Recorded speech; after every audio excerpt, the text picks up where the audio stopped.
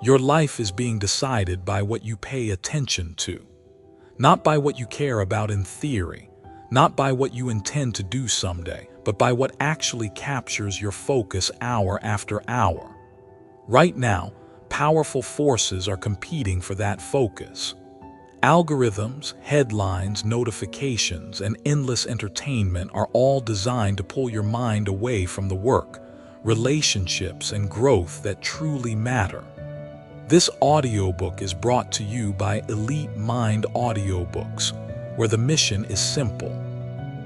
Turn every minute into mastery. In this program, you will learn how to reclaim your attention, rebuild your capacity for deep focus, and use it to create results that scattered people simply never achieve. What follows is not another productivity hack list. It is a deep, realistic guide to taking back control of your mind in a world that profits when you are distracted. As you listen, think about your own days and weeks and how your life might change if you learn to direct your focus with intention. Let us begin. Chapter 1. If you feel more distracted and overwhelmed than you did 10 years ago, you are not imagining it. You are living in the middle of an attention war. Every major tech platform, media company, and advertiser has the same business model. Capture your attention, hold it as long as possible, and sell access to it. Your focus is their product. This is sometimes called the attention economy, and you live inside it whether you want to or not. You wake up, check your phone, and within seconds your mind is flooded. News alerts, messages, social feeds, work emails. You skim, swipe, and scroll before you even get out of bed. All of this feels normal now, but it is not neutral. It trains your brain to expect constant stimulation. It fragments your attention into tiny, disconnected moments. Then you go to work and the pattern continues. Your email fills up. Your chat app pings all day. Meetings eat into your schedule. You bounce between tasks, respond to messages, scan headlines, and try to squeeze real work into the gaps. By the time evening comes, you are mentally exhausted. Yet when you look back on the day, it is hard to point to anything truly meaningful you accomplished. This is not a personal failing. It is a design. You are moving through environments built to keep you reactive. The consequence is a chronic erosion of your ability to focus deeply on anything. The cost of this erosion is enormous. Shallow attention leads to shallow work. Projects that require sustained thought get pushed off or done poorly. Your learning slows down because you are constantly interrupting yourself. Your relationships suffer because you cannot really listen. Your sense of peace diminishes as your mind becomes addicted to stimulation. It is important to say something clearly here.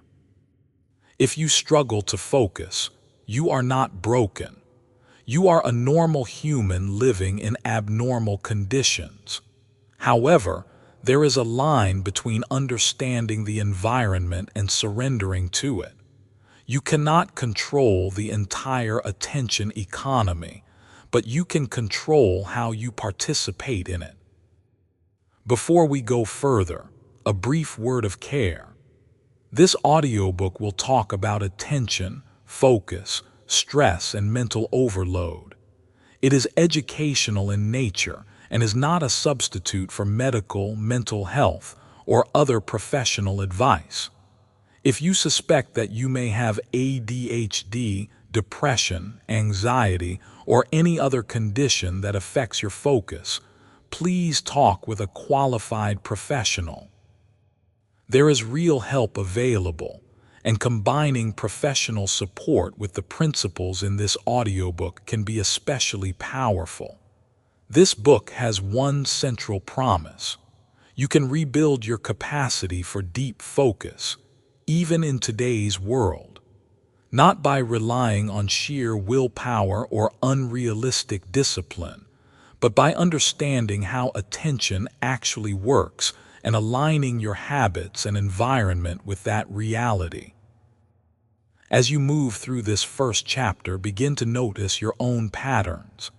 Ask yourself where your attention goes in the first hour of your day, how often you switch tasks at work, and how comfortable or uncomfortable you feel with quiet, uninterrupted time.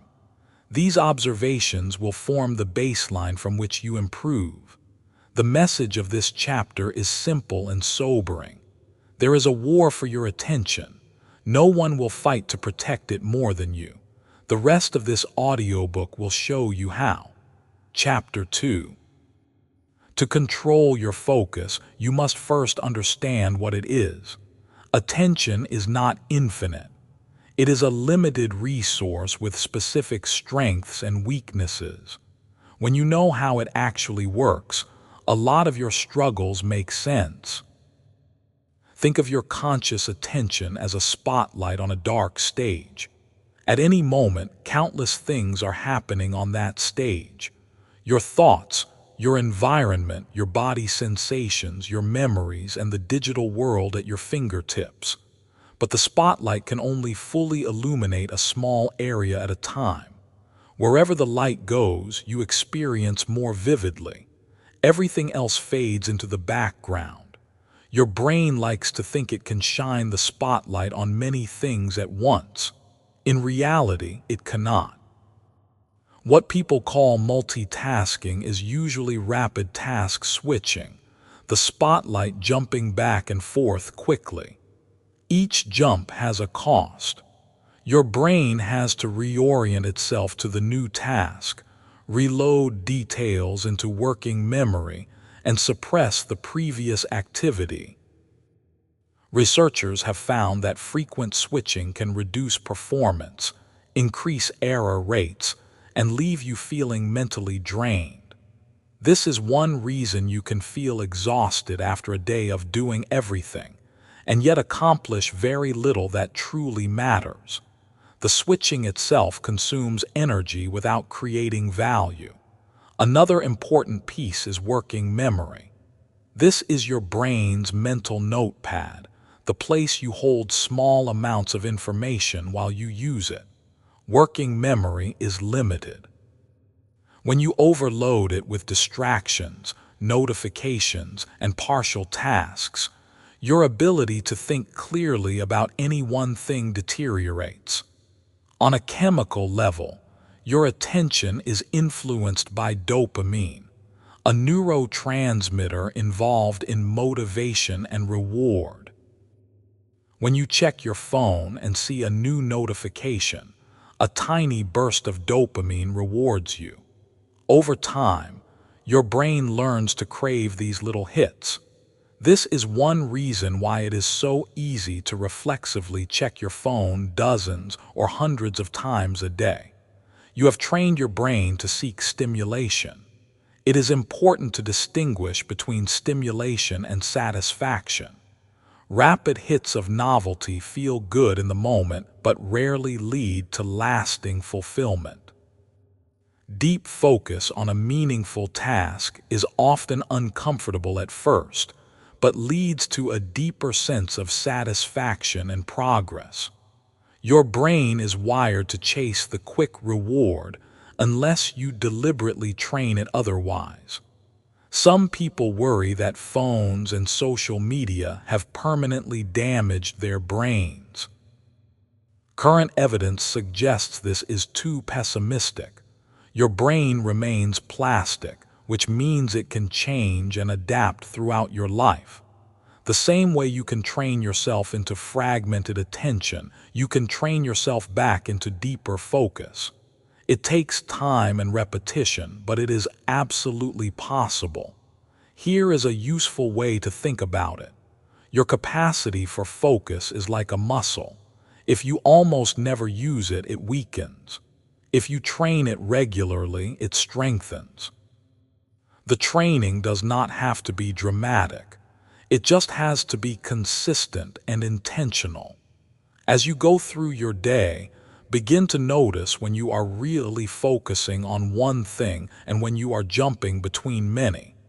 Notice how your body and mind feel in each state. Ask yourself how often you are chasing quick dopamine hits versus engaging in deeper work or presence. These observations will give you insight into your current focus fitness level. The core message of this chapter is that your attention has limits and your environment exploits those limits. But within those limits, you have room to maneuver. You can design your days to work with your brain instead of against it. The next chapters will show you how. Chapter 3. In our culture, being busy is often worn like a badge of honor. People compare schedules, complain about how much they have going on, and equate constant activity with importance. But there is a crucial distinction you must make if you want to master focus. The difference between being busy and being productive. Busyness is about motion. Productivity is about progress. Busyness means your time is full. Productivity means your time is valuable. Deep focus is what turns time into value. One focused hour on a high-impact task is worth more than an entire distracted day of shallow activity. Yet most people and most workplaces are organized around shallow work. Emails, quick replies, status updates, meetings with no agenda, constant checking, and reactivity. Deep work, by contrast, is any activity that requires sustained concentration and creates significant value. Writing a thoughtful proposal, designing a solution, solving a complex problem, learning a difficult concept, having a real conversation with someone you care about. Deep work is demanding, but it is where you do your best thinking and create your best results. Why is deep work so rare? Because it conflicts with the default culture of instant response. When you are deeply focused, you are not immediately available. You are not responding to every ping. You are choosing to be unavailable for a period of time so you can produce something meaningful. This feels risky in environments that expect constant connection. But here is the paradox. The more valuable your work becomes, the more freedom you earn to protect your focus. If you consistently produce at a high level, people care more about your output and less about your immediate availability. Shallow work keeps you visible. Deep work makes you essential. To reframe your relationship with focus, ask a different question at the end of each day. Not, how busy was I, but what did I move forward that actually matters? Did I devote focused time to something that will still be important next week, next month, or next year? Or did I spend my attention on things that felt urgent but left no lasting trace? Imagine two professionals over a year. One spends most days reacting, constantly checking messages, attending every meeting and squeezing shallow tasks into every gap. The other deliberately carves out protected deep focus blocks most days, even if only an hour or two, and uses those blocks to push forward their most important work. Over 12 months, the difference in output, skill, and opportunity is enormous. This principle applies beyond work. Deep attention in relationships builds trust and intimacy. Deep attention in learning builds expertise. Deep attention in personal reflection builds self-awareness and wisdom. Everywhere you apply it, focused attention multiplies your results. You will not escape shallow demands completely. Everyone must answer emails, handle logistics, and respond to others. but you can choose to design your days around deep focus rather than treating it as an occasional luxury. As you think about your own life, ask yourself which activities truly qualify as deep work and which are just shallow busyness. How much of your week is spent in each category? What one or two areas of deep work, if you devoted more focused time to them, would most improve your life in the coming year? The message of this chapter is a redefinition. Success in the age of distraction does not go to the most responsive or the most overwhelmed.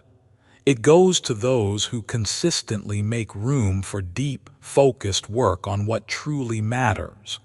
Chapter 4. You cannot win the focus game by willpower alone.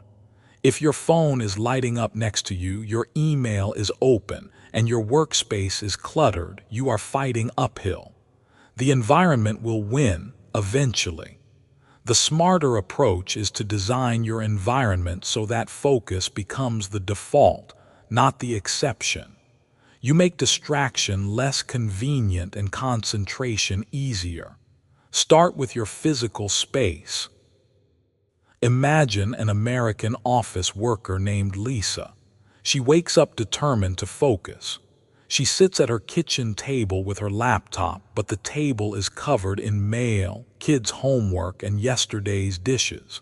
The TV is on in the background. Her phone is next to her, buzzing occasionally. She tells herself she just needs to try harder, but within minutes she is half working, half scrolling, and feeling guilty. Now picture the same person in a different setup. She clears a small section of space and dedicates it as her focus zone. When it is time to work deeply, she brings only what she needs for the task. The phone goes in another room or in a drawer. The TV is off. She uses headphones with neutral sounds if noise is unavoidable. The visual field in front of her is clean. Nothing is screaming for her attention except the work. The difference in her ability to focus is not a matter of character. It is a matter of environment. You may not have a private office or a perfect setup. Many Americans are working from small apartments, shared spaces, or busy homes. That is fine. You do not need perfection. You need intentionality. Even a small, consistent ritual of setting up your space before deep work sends a powerful signal to your brain. Now we focus. Next, consider your digital environment. This is where most people lose the battle. Notification dots, banners, vibrations, badges, and alerts constantly grab at your spotlight of attention. Every ping is an invitation to break focus and switch tasks. The simplest and most powerful move you can make is this. Turn off as many notifications as possible. Email does not need to interrupt you the moment it arrives. Social media certainly does not.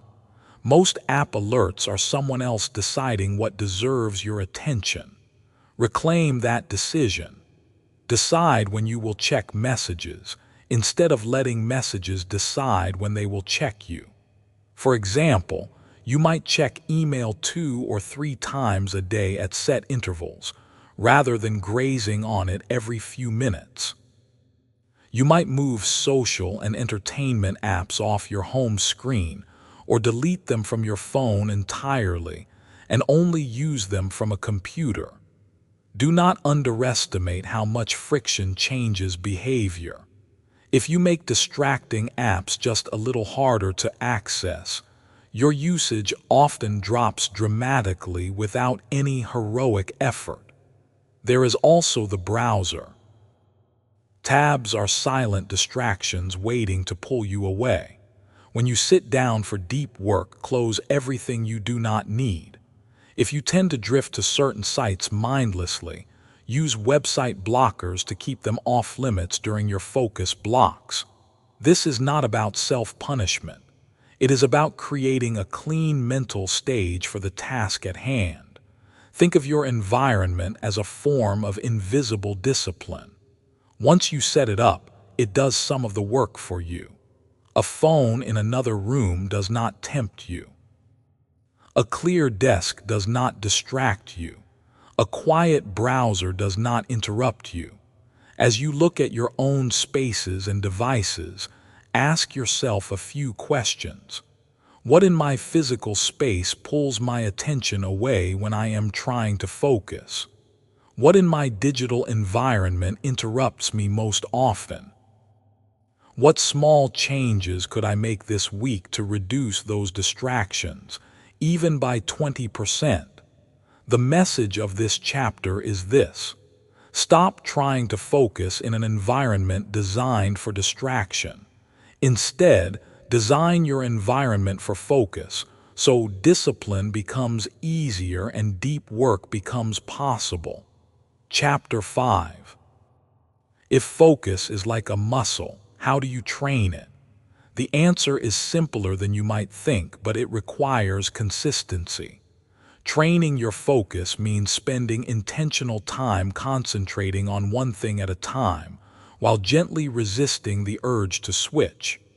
These sessions do not need to be long at first. In fact, starting small is wise. The goal is to build up your focus stamina over time, not to prove something on day one. Imagine a college student named Marcus who has been working in a scattered way for years. He decides to train his focus. Instead of trying to study for 3 hours straight, he starts with 20 minutes. He picks one subject, turns off notifications, clears his desk, and sets a simple timer. During those 20 minutes, his only job is to stay with the task. When his mind drifts or he feels the itch to check his phone, he notices it and gently returns to the work. The first few sessions feel uncomfortable. His mind is used to stimulation. But after a couple of weeks, 20 minutes of focus no longer feels impossible. It feels normal. Now he extends to 30 minutes, then 40. Over a semester, his capacity to focus grows substantially, and his grades improve not because he is working more hours, but because he is working fewer scattered hours and more focused ones. You can do the same in your own life. Choose a simple unit of focus time that feels challenging but doable given your current level. For some, that might be 15 minutes. For others, 30. Protect that time from interruption as best you can. Pick one clear task. Work on it until the unit is done. Then take a short break. Some people like using structured methods such as working for 25 minutes and resting for 5. Others prefer longer stretches. The specific numbers matter less than the principle. Alternate between periods of focused effort and brief rest, instead of drifting in a gray zone of half work and half distraction all day. An important part of training is learning to sit with the discomfort of focus. At the beginning of a session, your brain, used to quick dopamine hits, may protest. You might feel restless or bored. You might suddenly remember things you need to check. This is normal. The skill is in noticing those urges without obeying them. Every time you override the impulse to switch and return to your chosen task, you strengthen your ability to focus. You are rewiring your brain, teaching it that it does not need constant novelty to be okay. Over weeks and months, the restlessness eases and deep focus becomes more natural. You can also use everyday activities as focus training. When you are having a conversation, choose to give the other person your full attention. When you eat, set aside screens and just taste your food. When you walk, leave your phone in your pocket and actually look at your surroundings. These moments of single tasking, scattered throughout your day, reinforce the habit of being fully present. There is one more key: sleep and energy. Training focus on a chronically exhausted brain is like trying to build muscle on no calories. You can make some progress, but you are working against your body. While this audiobook is not primarily about sleep, it is worth acknowledging that consistently sleeping too little or too poorly will weaken your attention. If you want elite focus, respect your body's need for rest. As you consider your own next steps, ask yourself, what is a realistic length for my first daily focus session? What time of day am I mentally sharpest, and how can I reserve that time for deep work? What everyday activities could I turn into small focus drills by doing them with full presence? The message of this chapter is practical. Focus is not a mysterious gift. It is a capacity you can train. Short, protected sessions of single tasking, repeated day after day, will rebuild your attention in a way that scattered effort never will. Chapter 6. So far, we have talked mostly about external distractions, the pings, noises, and interruptions that pull your attention away. But there is another category that can be even more powerful: internal distractions. These are the thoughts, feelings, and urges that arise inside you when you try to focus. Worry about the future, regret about the past, the sudden urge to check something, boredom, anxiety, self-criticism. Even if you turned off every notification and sat in a silent room, these inner distractions would still be there. If you do not learn to work skillfully with your inner world, you will keep sabotaging your own focus. One major internal distraction is anxiety. You sit down to work and your mind fills with what-ifs. What if this is not good enough? What if I fail? What if people judge me? The task in front of you suddenly feels threatening, so your brain looks for escape.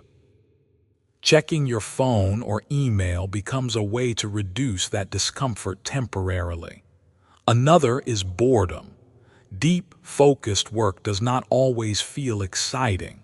Sometimes it is repetitive or slow. Your brain, trained by years of instant entertainment, rebels. It says, "This is dull, let us find something more stimulating." You feel a pull toward anything that promises immediate interest. There is also the constant background noise of self-talk. You may be telling yourself stories like, "I am just not a focused person," or "I always procrastinate," or "there is no point working hard, it never pays off." These beliefs drain motivation and make distraction more appealing. You cannot eliminate internal distractions. They are part of being human, but you can change how you relate to them. The first step is awareness. Most people are so fused with their thoughts and feelings that they never see them clearly. They just react. The simple act of noticing your internal state when you try to focus is powerful.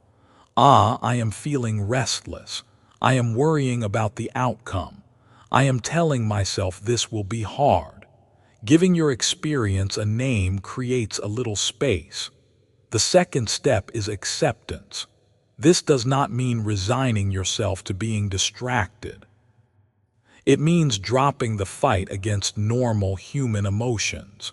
When you believe you must get rid of discomfort before you can focus, you give your mind an impossible job. Discomfort is not a problem to be solved. It is a sensation to be allowed. Try an experiment. The next time you sit down to work and feel restless or anxious, instead of immediately escaping, pause. Notice where in your body you feel it. Is it tightness in your chest, a knot in your stomach, buzzing energy in your limbs? Breathe into that area slowly. Let the sensation be there while you keep your attention on the task.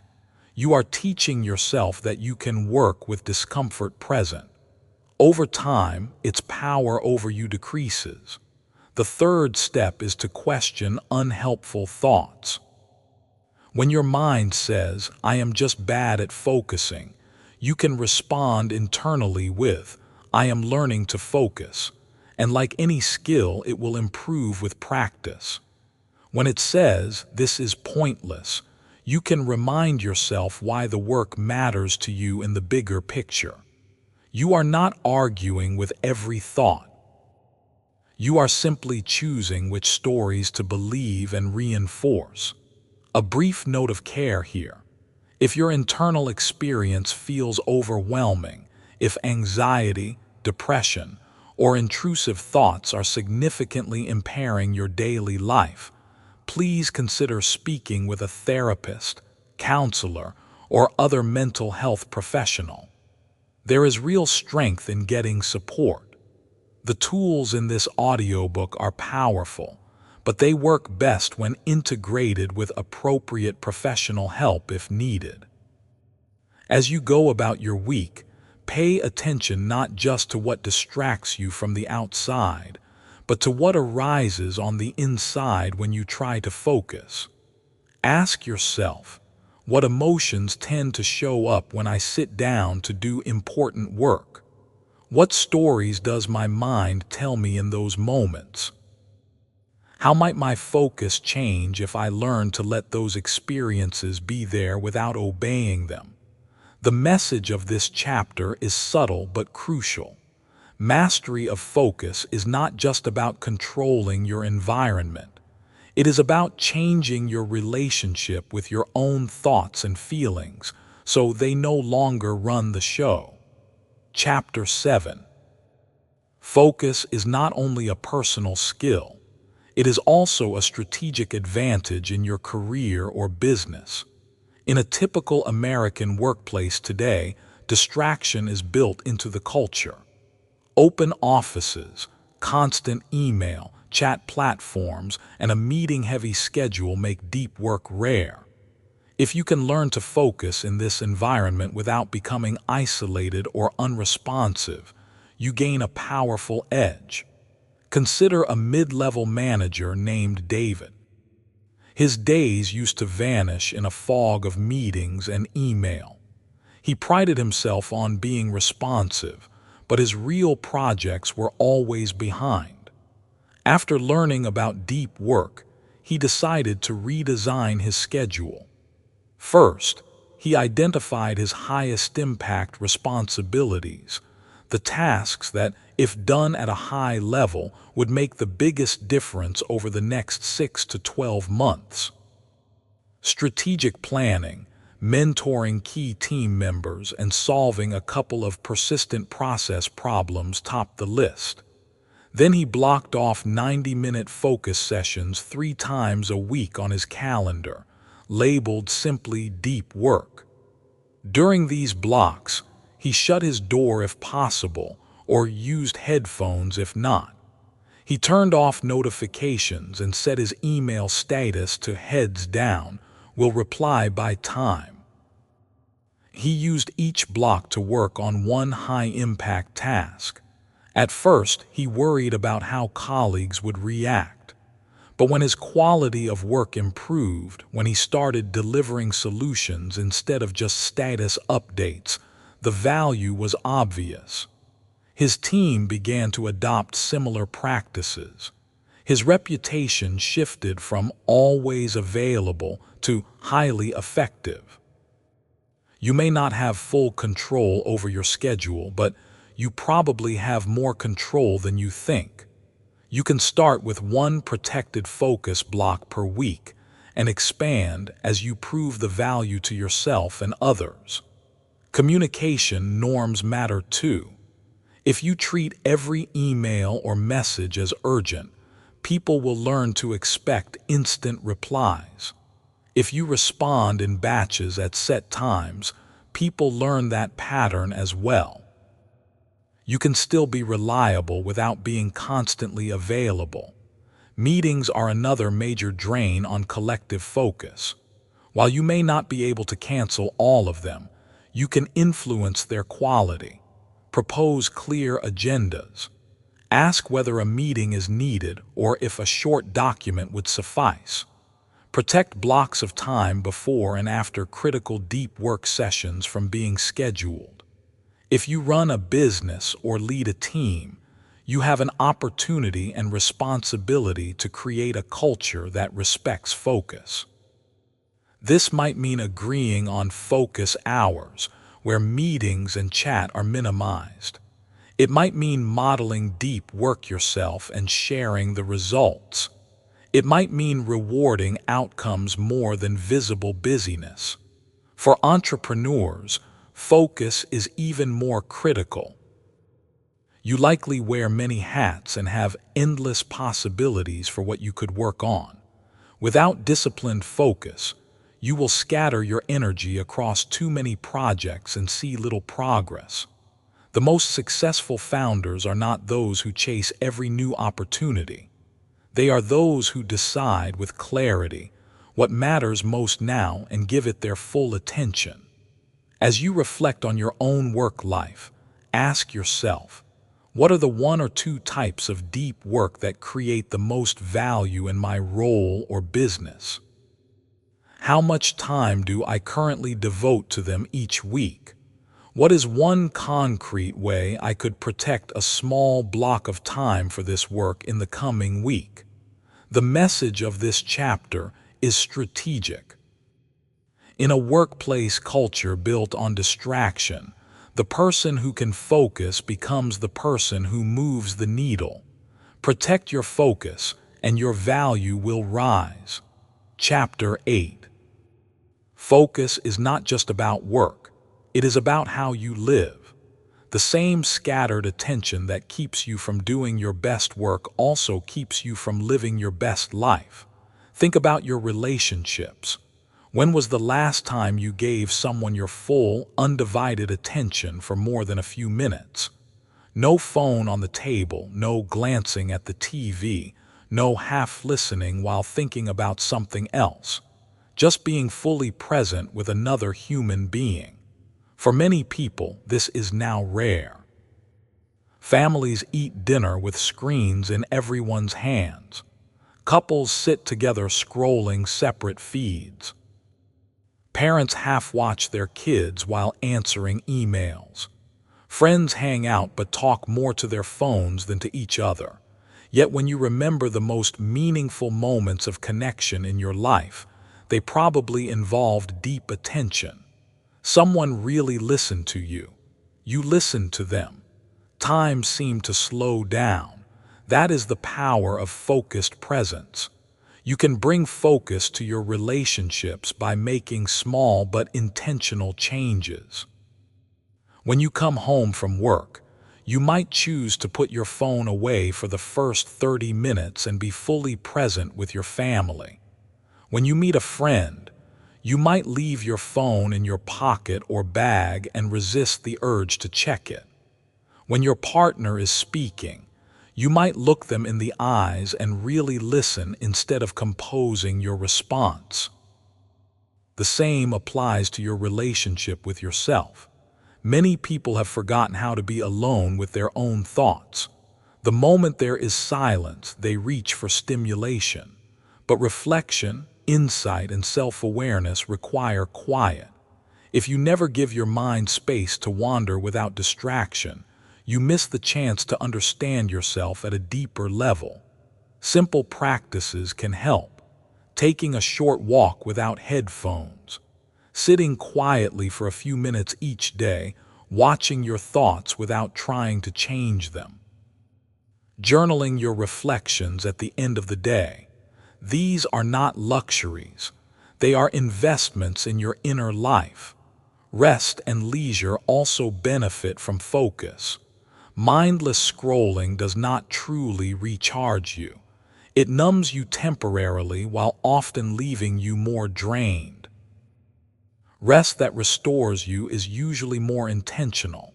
Reading a good book, having a real conversation, engaging in a hobby that absorbs you, spending time in nature. Even watching a show can be more restorative if you choose it consciously and watch it fully, instead of half-watching while doing 5 other things. Your physical health is intertwined with attention as well. Eating while distracted by screens makes it easier to overconsume without noticing. Working late into the night on a glowing device disrupts your sleep. Choosing to give your meals, your movement, and your sleep some focused care will pay dividends in energy and focus throughout your day.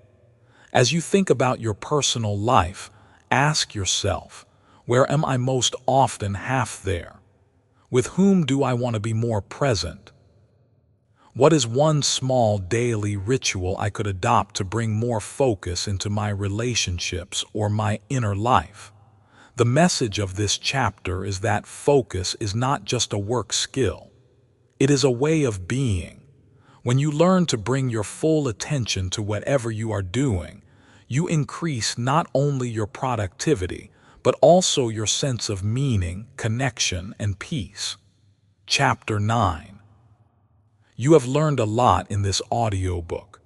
You have seen how the attention economy pulls at your mind, how your brain handles and struggles with constant switching, and why deep focus is the engine of meaningful work and a meaningful life. You have explored how to shape your environment, train your focus muscle, handle internal distractions, apply focus at work, and bring presence to your relationships. Now the question becomes, what will you do with this understanding? The people who truly change their lives do something simple but rare. They turn insights into systems. Instead of relying on motivation, they build structures into their days that support the person they want to become. Think back to the identity-based change you heard about in the Habits audiobook or earlier in this one. The same principle applies to focus. Do not just say, I want to focus more. Decide, I am a focused person. I am someone who uses my attention wisely. Then ask every day, what would a focused person do in this situation? A focused person does not try to live in their inbox. They schedule specific times for communication and protect blocks for deep work. A focused person does not leave their environment to chance. They remove unnecessary distractions and make it easier to do the right thing. A focused person does not expect perfection. They expect practice. When they slip, they notice, adjust, and return.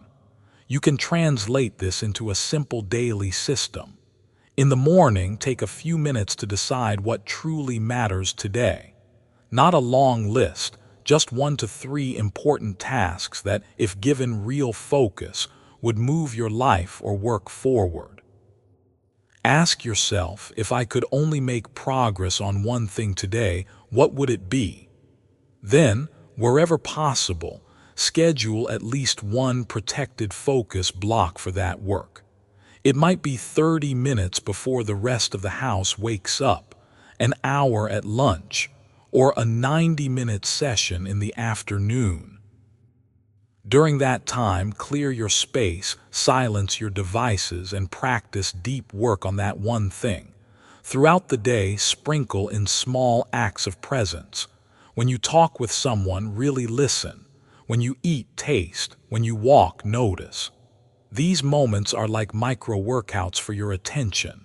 In the evening, take a brief moment to review. What did you focus on today? What helped your attention and what hurt it? Where did you drift and what might you adjust tomorrow? This reflection closes the loop and turns every day into a lesson. Over weeks and months, this simple system reshapes your mind. Your capacity for focus grows. Your work quality improves. Your relationships deepen. You waste less time on noise and spend more time on signal.